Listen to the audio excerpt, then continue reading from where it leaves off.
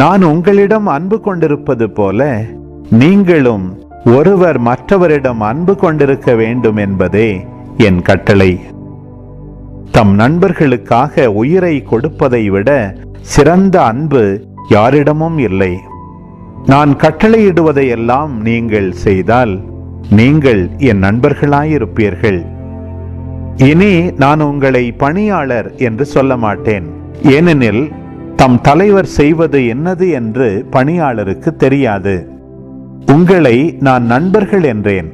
ஏனெனில் என் தந்தையிடமிருந்து நான் கேட்டவை அனைத்தையும் உங்களுக்கு அறிவித்தேன்.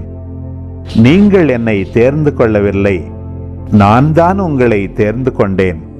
நீங்கள் கனி தரவும் நீங்கள் தரும் கனி நிலைத்திருக்கவும் உங்களை ஏற்படுத்தினேன்.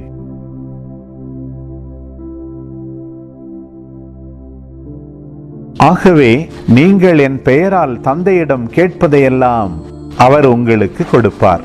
நீங்கள் ஒருவர் மற்றவரிடம் அன்பு கொள்ள வேண்டும் என்பதே என் கட்டளை.